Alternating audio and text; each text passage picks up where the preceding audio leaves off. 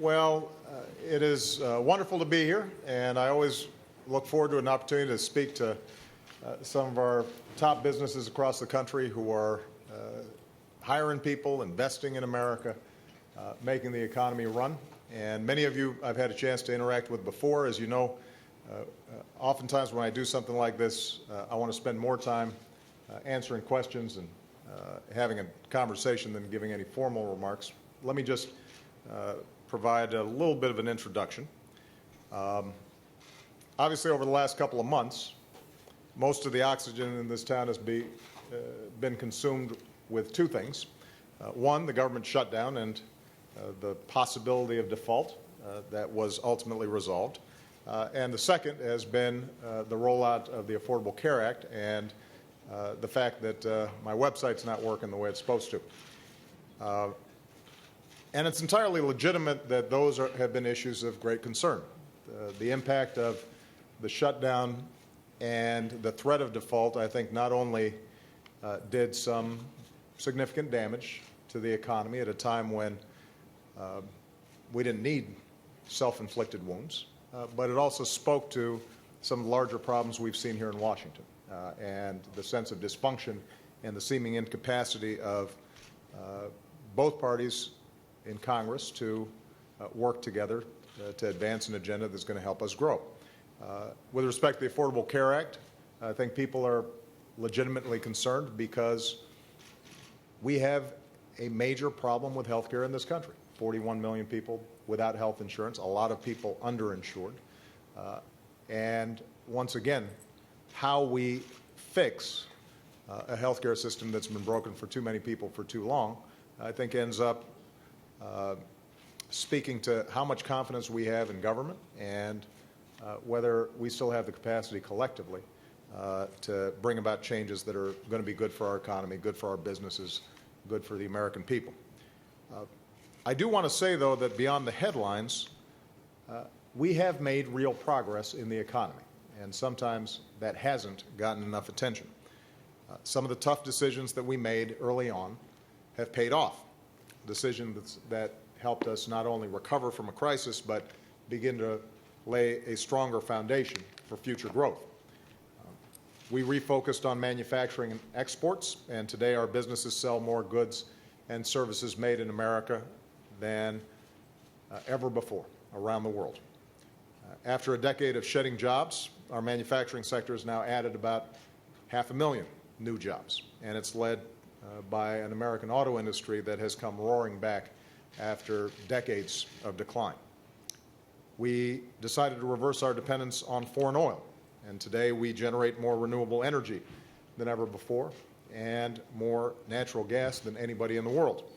And for the first time in nearly 20 years, America now produces more of our own oil than we buy from other countries. When I took office, we invested a fraction of what other countries did in wireless infrastructure, and today it's up nearly 50%, helping companies unleash jobs, innovation, and a booming app economy that's created more than 500,000 jobs. When I took office, only 5% of the world's smartphones ran on American operating systems. Today, more than 80% do. And it's not just in the high-tech economy that we're seeing progress. For example, American farmers are on pace to have one of their best years in decades, and they have consistently been able to export more, make more profits, and help restore rural economies than when we came into office. And yes, we decided to take on a broken healthcare system.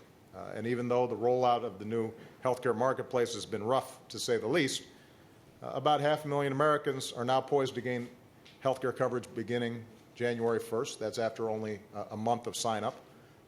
We also have seen healthcare costs growing at the slowest rate in 50 years. Employer-based health costs are growing at about 1/3 of the rate of a decade ago, and that has an impact on your bottom line. And after years of trillion-dollar deficits, we reined in spending, wound down 2 wars, and began to change a tax code that I believed was too skewed towards the wealthiest among us at the expense of the middle class. And since I took office, we have now cut our deficits by more than half. Add it all up, and businesses like yours have created 7.8 million new jobs over the past 44 months. We've gone farther and recovered faster than most other advanced nations. And so, in a lot of ways, America is poised for a breakout. We are in a good position to compete around the world in the 21st century. The question is, are we going to realize that potential? And that means that we've still got some more work to do. Our stock markets and corporate profits are soaring, but we've got to make sure that this remains a country where everyone who works hard can get ahead. And that means we've still got to address long-term unemployment. We still have to address stagnant wages and stagnant incomes. And frankly, we've got to stop governing by crisis here in this town, because if it weren't for Washington's dysfunction, I think all of us agree we'd be a lot further along. The shutdown and the threat of default harmed our jobs market. It cost our economy about $5 billion, and economists predict it will slow our GDP growth this quarter. And it didn't need to happen. It was self-inflicted. We should not be injuring ourselves every few months. We should be investing in ourselves. And in a sensible world, that starts with a budget that cuts what we don't need, closes wasteful loopholes, and helps us afford to invest in the things that we know will help businesses like yours and the economy as a whole: education, infrastructure, basic research and development. We would have a grand bargain for middle-class jobs that combines tax reform with a financing mechanism that lets us create jobs, rebuilding infrastructure that your businesses depend on, but we haven't gotten as much take-up from the other side as we'd like to see so far. We have the opportunity for bipartisan authority to negotiate the best trade deals possible so businesses and workers can take advantage of new markets that are opening up around the world. We haven't seen the kind of take-up from the other side that we'd like to see so far. We've got the opportunity to fix a broken immigration system that strengthens our economy and our national security. The good news here is the Senate has already passed a bipartisan bill that economists say would grow our economy by $1.4 trillion and shrink our deficits by nearly $1 trillion over the next 2 decades. You wouldn't turn down a deal that good, and Congress shouldn't either. So I'm hoping that Speaker Boehner and the House of Representatives can still work with us to get that done. And we need to be going all out to prepare our kids and our workers for the demands of a 21st century economy. I've proposed giving every child an early start at success by making high-quality preschool available to every 4-year-old in America. We know that you get more bang for the buck when it comes to early childhood education than just about anything else. And you've got great examples around the country, oftentimes in red states, that are doing just that. We need to make that same investment. We're working to bring down the costs of a college degree so more young people can get a higher education. And one thing that I'm very excited about, and this has been a good example of a public-private partnership, is the idea of redesigning our high schools to make sure that more young people get hands-on training and develop the skills that they need, particularly in math, science, and engineering, that businesses are looking for. And in fact, today we're announcing a competitive grant program that will encourage more high schools to partner with colleges and local businesses to better prepare our kids for college or a career. And in December, I'll be bringing together college presidents and other leaders to figure out ways to help more low-income students attend and succeed in college. So just to sum up, my basic message is this. We know what the challenges are. We know what the solutions are. Some of them are tough, but what's holding us back is not a lack of good policy ideas or even what used to be considered good bipartisan policy ideas. We just have to break through the stubborn cycle of crisis politics and start working together. More obstruction, more brinksmanship won't help anybody. It doesn't help folks politically. My understanding is nobody in this town is doing particularly well at the moment when it comes to the opinions of the American people. But it certainly doesn't help anybody economically. On many of the issues, I think you and I would agree, and I want you to know that I'm rooting for your success.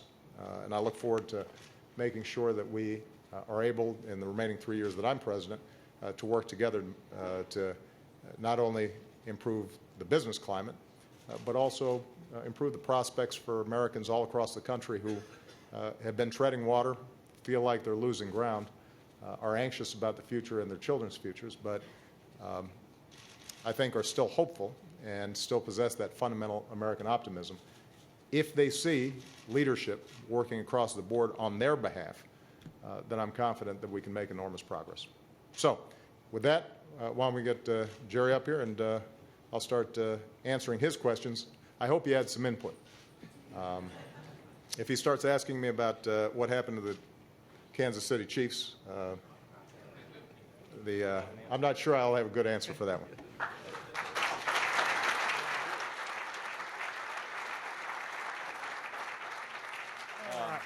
Well, thank you, Mr. President. Let me start by thanking you officially for joining us today. I think you probably see a lot of familiar faces out there, most friendly, most of them. And I would also note that you're getting here a little late. Congressman Paul Ryan is coming later. He's going to get here a little early, so if you guys overlap a little bit, maybe we could just get some problem solved right here. What do you think? Let's do it. Let's do it. It's your chance. We have talked amongst ourselves. I've tried to sort of take the sense of the room, and so I'm going to try to reflect some of the conversations that have been going on here in the questions I'm going to ask you. You'll not be stunned that I'm going to ask you about health care first. Right. You indicated there, and you've indicated publicly quite clearly, that the rollout has been difficult. What do you think you've learned from this experience about the government's ability to do this sort of thing, about the law itself, or about your own administration? Well, there are a couple of things.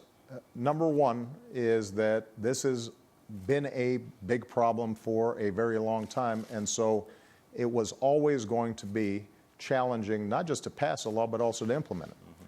There's a reason why, despite a century of talking about it, nobody had been able to successfully try to deal with some of the underlying problems in the healthcare system. The good news is that many of the elements of the Affordable Care Act are already in place and are working exactly the way they're supposed to. So making sure that consumers who have employer-based health insurance are getting a better deal and that are protected from some of the fine print that left them in the lurch when they actually got sick. That's in place. Making sure that young people under the age of 26 can stay on their parents' plan. That's helped 3 million children already. That's making a difference. Helping seniors to get better prescription drug prices. That's already helped millions of seniors and billions of dollars in savings. Rebates for people who see insurance companies who are not spending enough on actual care, more on administrative costs or profits. They're getting rebates. They may not know it's the Affordable Care Act that's giving them rebates, but it's happening. So there were a number of things that were already in place over the last 3 years that got implemented effectively. The other thing that hasn't been talked about a lot is cost. There was a lot of skepticism when we passed the Affordable Care Act that we were going to be giving a lot of people care, but we weren't doing anything about the underlying costs. And in fact, over the last 3 years, we have seen health care costs grow at the slowest pace in 50 years. And that affects the bottom lines of everybody here. And there are a lot of smart delivery system reforms that slowly across the system are being implemented, and they're making a big difference. And that's saving us money. That's why, by the way, some of the projections that in terms of what the Affordable Care Act would do to deficits have actually proved even better than we had originally expected.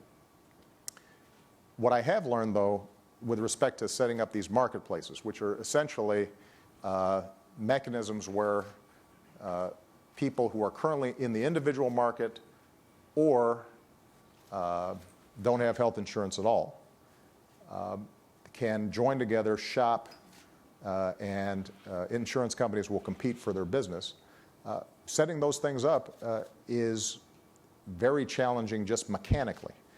The good news is that choice and competition has actually worked, and insurers came in with bids that were even lower than people expected, about 16% lower than had originally been projected. The challenge has been just making sure that consumers are actually able to get on a website, see those choices, and shop.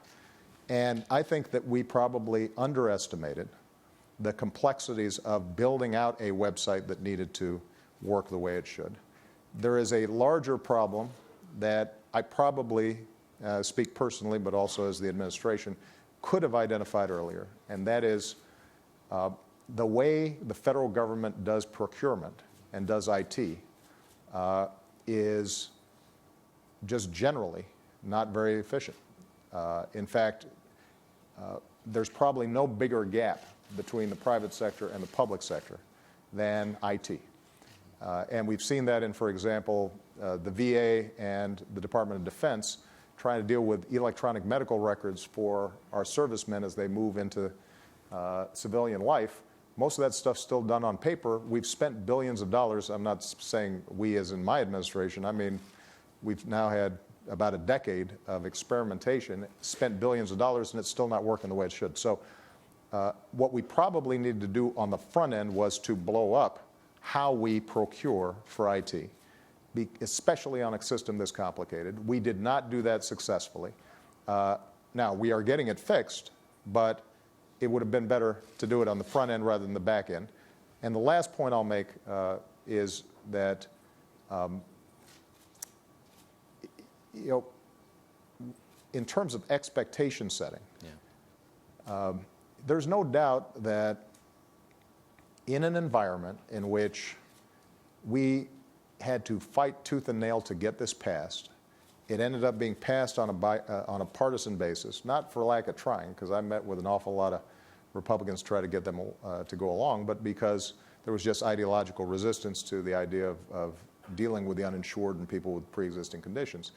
Yeah, there was a price to that, and it was that what was already going to be hard was operating within a very difficult political environment, and we should have anticipated that that would create a rockier rollout than if Democrats and Republicans were both invested in success. One of the problems we've had is one side of Capitol Hill is invested in failure, and that makes, I think, the kind of iterative process of fixing glitches as they come up and fine-tuning the law more challenging. But I'm optimistic that we can get it fixed. Well, that's the question I was going to ask next. Is it possible you've lost enough time here and enough potential customers in the exchanges that you're not going to reach the critical mass of sign-ups that you need to make the marketplace work? Is that a danger that you have to worry about right now? Well, it's something that we have to pay attention to. But keep in mind that this model of marketplaces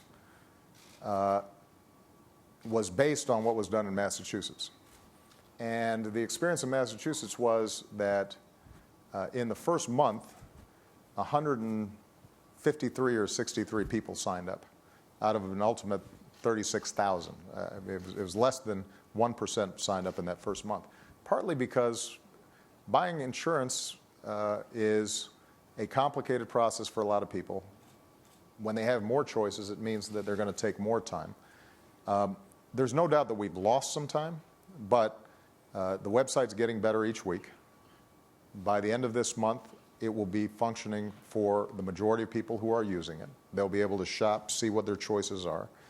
The prices are good. The prices are not changing during the open enrollment period that goes out until March. And so I think that we're going to have time to catch up. What's also been expressed as a concern is the mix of people that sign up. So we might end up having millions of people sign up. They're happy with their new coverage, but we've got more people who are older, more likely to get sick than younger and healthier. We've got to monitor that carefully. We always anticipated, though, that younger folks would be the last folks in, just because it's been a while since you and I were young, but as I recall, you don't think that you're going to get sick at that time. So, look, I am confident that the model that we've built, which works off of the existing private insurance system, is one that will succeed. We are going to have to, A, fix the website so everybody feels confident about that. We're going to have to obviously remarket and rebrand, and that will be challenging in this political environment. But keep in mind, in the first month, we also had 12 million people visit the site. Yeah. The demand is there. There are 41 million people who have don't have health insurance. The folks in the individual market, many of them are going to get a much better deal in the marketplaces. And so we've just got to keep on improving the customer experience and make sure that we're fending off efforts not to fix the problem, because if somebody wants to help us fix it, I'm all game, but fending off efforts to completely undermine it. Let me turn to the economy, the broader economy, probably the predominant concern of people in this room. We seem to be stuck in an economic growth pattern of okay but not great growth. Your friend Larry Summers was here earlier today and said essentially the problem, or one of the problems, is that the system can't do two things at once. It can't cut deficits and spur growth. It needs to do one or the other right now. It needs to spur growth, should not worry so much about deficits. Do you agree? And if you do agree, how do you make that happen? You know, actually, Larry and I and most of my economic team, in fact, all my economic team, have consistently maintained that there is a way to reconcile the concerns about debt and deficits with the concerns about growth. What we know is that our fiscal problems are not short-term deficits. Our discretionary budget, that portion of the federal budget that isn't defense or Social Security or Medicare or Medicaid, the entitlement programs, is at its smallest level in my lifetime, probably since Dwight Eisenhower. We are not lavishly spending on a whole bunch of social programs out there. And in many ways, a lot of these programs have become more efficient and pretty effective. Defense, we spent a lot from 2001 to 2011, but generally we are stabilizing, and the Pentagon, working with me, have come up with plans that allow us to meet our security needs while still bringing down some of the costs of defense, particularly after having ended the war in Iraq and on the brink of ending the war in Afghanistan. So when we talk about our deficit and debt problems, it is almost entirely healthcare costs. You eliminate the delta, the difference between what we spend on healthcare and what every other country, advanced industrialized nation, spends on healthcare, and that's our long-term debt. And if we're able to bend the cost curve, we help solve the problem. Now, one way to do that is just to make healthcare cheaper overall. That's, I think, the best way to do it, and that's what we've been doing through some of the measures in the Affordable Care Act. There are some other provisions that we could take that would maintain our commitment to seniors, Medicare, Social Security, the disabled, and Medicaid, while still reducing, very modestly, the cost of those programs. If we do those things, that solves our real fiscal problem, and we could take some of that money, a very modest portion on the front end, and invest in infrastructure that puts people back to work, improve our research and development. So the idea would be do some things in the short term that focus on growth, do some things in the long term that deal with the long-term debt. That's what my budget reflects. That's what a multiple series of negotiations with John Boehner talked about, the so-called grand bargain. We couldn't quite get there in the end, mainly because Republicans had a great deal of difficulty with the idea of putting in more revenue to balance out some of the changes that were made on entitlements. I would guess a lot of people in this room would say that another way to make some of those things happen would be to fix the corporate tax code, that everybody agrees is a mess. You got some companies that pay way too much compared to their international competitors. Some companies don't pay at all. It's not a good system. It's not an efficient system. Everybody agrees, but it doesn't ever seem to change. Can you make it change? And can you do something about repatriation of U.S. Assets overseas? Well, here's the good news, is that both my administration and Republicans have talked about corporate tax reform. And Paul Ryan, who's going to be coming after me, has said he's interested in corporate tax reform. And we've reached out to him and we've said, let's get to work. We put forward a very specific set of proposals that would lower the corporate tax rate, broaden the base, close some loopholes. And in terms of international companies and competitiveness, what we've said is, rather than a whole bunch of tangled laws that incentivize folks to keep money overseas. Let's have a modest but clear global minimum tax, get rid of some of the huge fluctuations that people experience. It will save companies money, make them more competitive, and in terms of transitioning to that system, actually allow some people to bring back money and in a one-time way help us finance infrastructure and some other projects that need to get done. I don't expect Republicans to adopt exactly the proposal that we've put forward, but there's not that much separation between what Democrats are talking about. I know Chairman Max Baucus put out something today, Chairman of the Finance Committee, what Dave Camp over in the House has talked about. This should be bridgeable.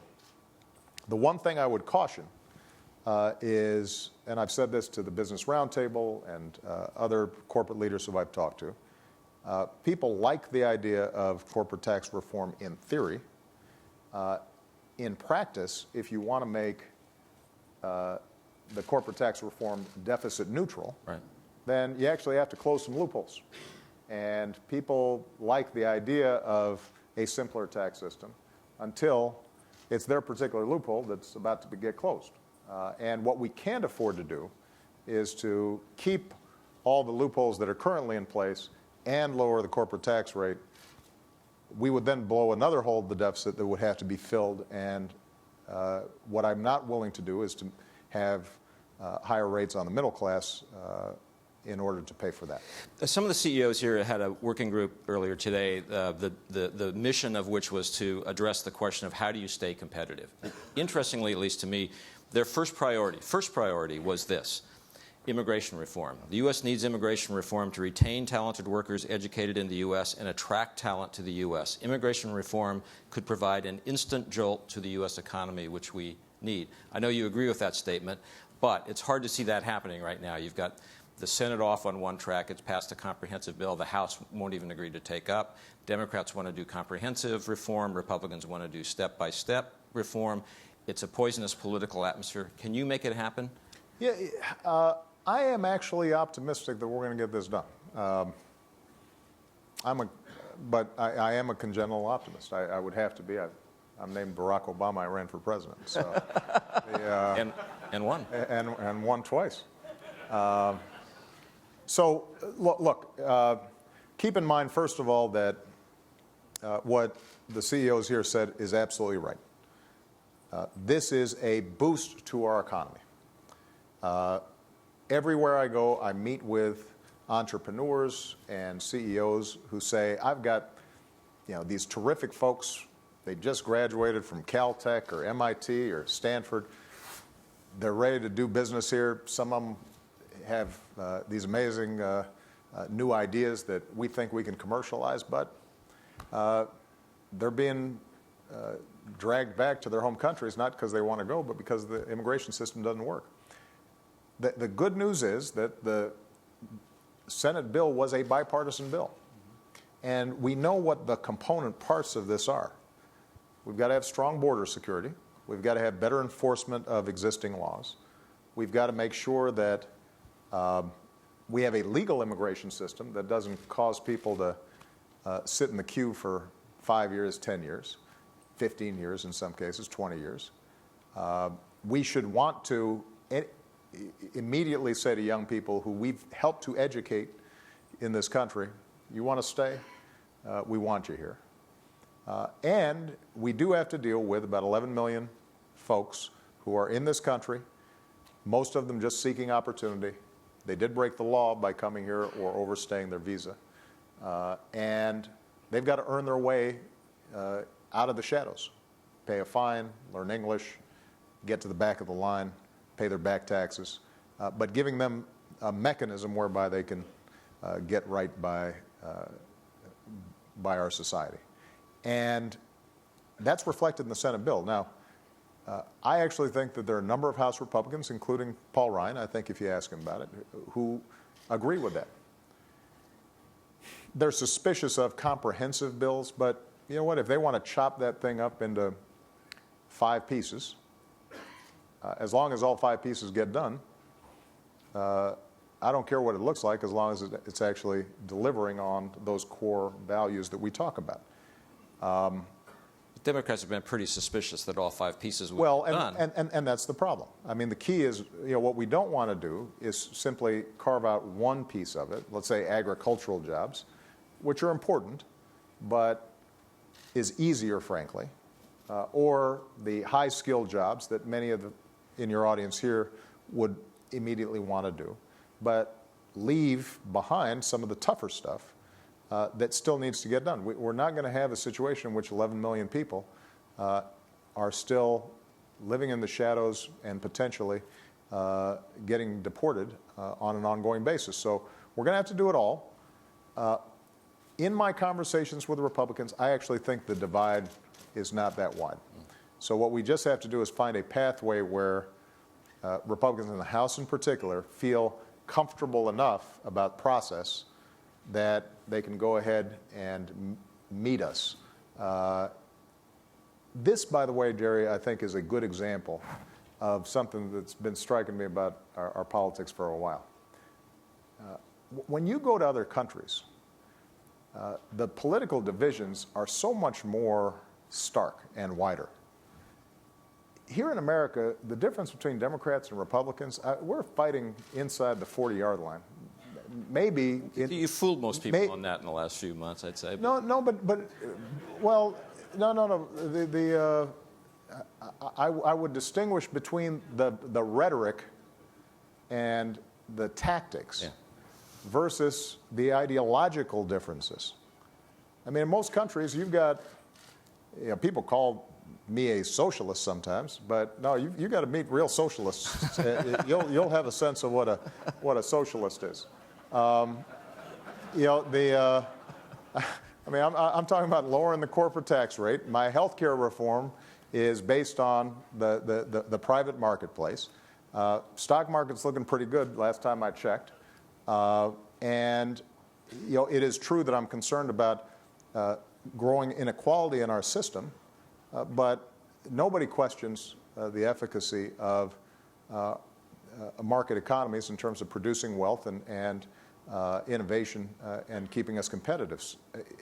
On the flip side, most Republicans, even the Tea Party, one of my favorite signs during the campaign was folks hoisting a sign, "Governments, keep your hands off my Medicare." Think about that. I mean, ideologically, they did not like the idea of the federal government, and yet they felt very protective about the basic social safety net that had been structured. So my simple point is this. If we can get beyond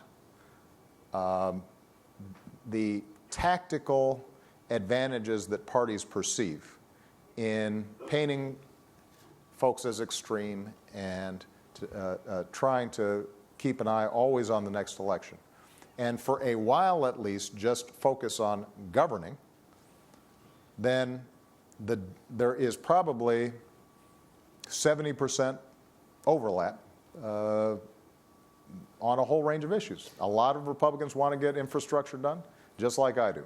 A lot of them believe in basic research, just like I do. A lot of them want to reform entitlements to make sure that they're affordable for the next generation. So do I. A lot of them say they want to reform our tax system. So do I. There are going to be differences on the details. And those details matter. And I'll fight very hard for them. But we shouldn't think that somehow the reason we've got these problems is because our policy differences are so great. Well, the details were obviously important enough to shut down the government just a couple of weeks ago. And everybody knows we're headed back toward showdowns again. January budget, February debt ceiling. Jack Lew was here earlier, your Treasury Secretary, and said he thought maybe the system crossed a threshold in October and has realized it doesn't want to go back and do that again. Are you confident it's not going to go back and do that again? And by the way, the OECD, the Organization of Economic Cooperation and Development, suggested today that the U.S. just get rid of the debt ceiling entirely. Would you be in favor of that? I think that the way our system is set up is like a loaded gun. And once people thought we can get leverage on policy disputes by threatening default, that was an extraordinarily dangerous precedent. And that's a principle that I had to adhere to, not just for me, but for the next president, that you're not going to be able to threaten the entire U.S. or world economy simply because you disagree with me about a health care bill. I'd like to believe that the Republicans recognized that was not a good strategy. And we're probably better off with a system in which that threat is not there on a perpetual basis. I do not foresee what we saw in October being repeated in January. But the broader point is one that I think all of us have to take to heart. We have to be able to disagree on policy issues without resorting to the kinds of extreme tactics that end up hurting all of us. And that's been my main disagreement with a lot of my Republican friends.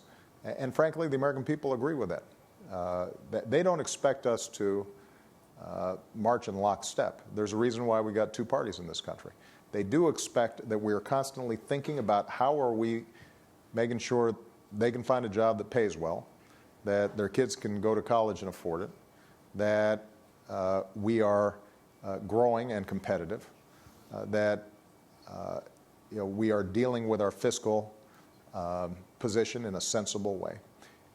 And if we keep them in mind consistently, then I think we're going to be successful. One thing that you've got some international CEOs here, and I think they'll confirm this. When I travel, what's striking to me is people around the world think we got a really good hand. You just take the example of energy. They say America is poised to change our geopolitics entirely because of the advances we've made in oil production, natural gas production. It means manufacturing here is much more attractive than it used to be. That's a huge competitive advantage. We've got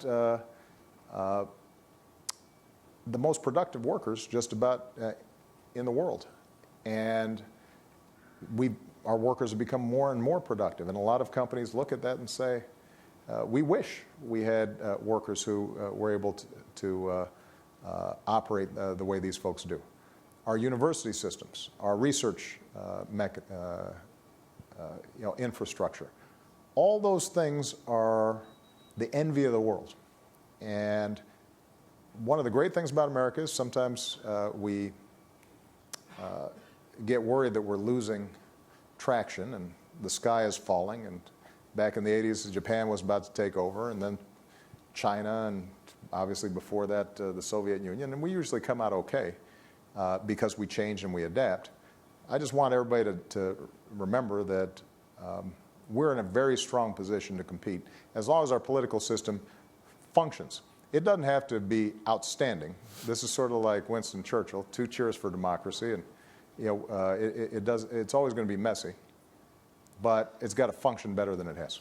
I'm in the red zone on the clock here, but I did want to ask about a question about international affairs. You mentioned the world and the U.S. position in it. There's the possibility this week of an agreement with Iran, a preliminary limited agreement in which they would freeze some of their nuclear activities in return for some relief on sanctions. Your Israeli friends have been arguing, along with some of your friends as well as your foes in Congress, that if you give the Iranian regime any relief on sanctions, the sanctions regime will fall apart. Countries that don't want to be there in the first place will head for the exits. It'll all come apart, and that's the danger of what you're negotiating right now. I know you talked to some senators about this very topic today. Is there going to be a deal, and why can you ease sanctions without having them fall apart? Well, just by way of background, when I came into office, we had a trade embargo. The U.S. had done some things unilaterally. We did not have a strong, enforceable international mechanism to really put the squeeze on Iran around its nuclear program, despite the fact that it violated a range of UN and non-proliferation treaty requirements. So we constructed, with the help of Congress, the strongest sanctions regime ever. And it has put a bite on the Iranian economy. They have seen a 5% contraction last year in their economy, It's projected to be another contraction this year. And in part because the sanctions have been so effective, we were able to get Iran to seriously come to the table and look at how are they going to give assurances to the international community that they are in fact not pursuing a nuclear weapons program. I don't know if we'll be able to close a deal this week or next week. We have been very firm with the Iranians, even on the interim deal, about what we expect. And some of the reporting out there has been somewhat inaccurate, understandably, because the P5+1, the members of the permanent members of the Security Council, in addition to and Germany as well, have kept the negotiations fairly tight. But the essence of the deal would be that they would halt advances on their nuclear program. They would roll back some elements that get them closer to what we call breakout capacity, where they can run for a weapon before the international community has a chance to react. That they would subject themselves to more vigorous inspections even than the ones that are currently there, in some cases daily inspections. In return, what we would do would be to open up the spigot a little bit for a very modest amount of relief that is entirely subject to reinstatement if, in fact, they violated any part of this early agreement, and it would purchase a period of time, let's say 6 months, during which we could see if they could get to the end state of a position where we, the Israelis, the international community, could say with confidence Iran's not pursuing a nuclear weapon. Now, part of the reason I have confidence that the sanctions don't fall apart is because we're not doing anything around the most powerful sanctions. The oil sanctions, the banking sanctions, the financial services sanctions, those are the ones that have really taken a big chunk out of the Iranian economy. So oil production and oil sales out of Iran have dropped by more than half since these sanctions were put in place. They've got over $100 billion of oil revenue that is sitting outside of their country. The rial, their currency, has dropped precipitously. And all those sanctions and the architecture for them don't go anywhere. Essentially what we do is we allow them to access a small portion of these assets that are frozen. Keep in mind, though, that because the oil and banking sanctions stay in place, they will actually still be losing money even during this 6-month period relative to the amount of oil sales they had back in 2011. So what we are suggesting, both to the Israelis, to members of Congress here, to the international community, but also to the Iranians, is let's test the proposition that over the next 6 months we can resolve this in a diplomatic fashion while maintaining the essential sanctions architecture and, as President of the United States, me maintaining all options to prevent them from getting nuclear weapons. I think that is a test that is worth conducting. And my hope and expectation is not that we're going to solve all of this just this week in this interim phase, but rather that we're purchasing ourselves some time to see how serious the Iranian regime might be in re-entering membership in the world community and taking the yoke of these sanctions off the backs of their economy. Well, Mr. President, with that, let me just thank you again for joining us. Appreciate it very much. I enjoyed it. Thank you very much.